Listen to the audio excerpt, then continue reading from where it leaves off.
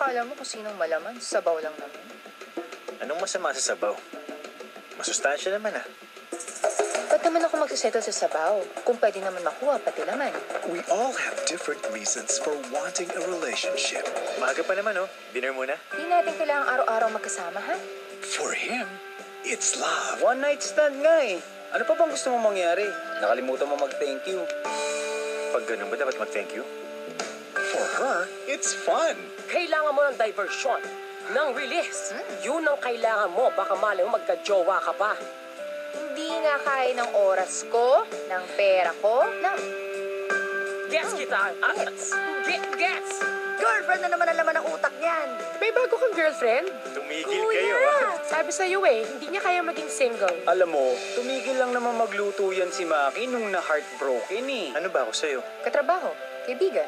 How do you make your love official when officially your relationship isn't even official? From film director Kathy Garcia Molina. Sa bawat isa kasing pinipili, may 1,000 bagay kang tinatanggihan.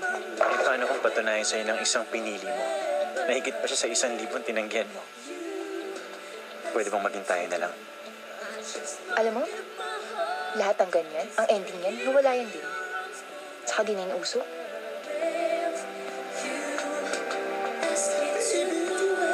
John Boy Cruz and Angel Oxin. Unofficially yours. Malabo ba? Alin? Tayo? May tayo na pala, sis. Biro lang. In theaters on February 15, 2012.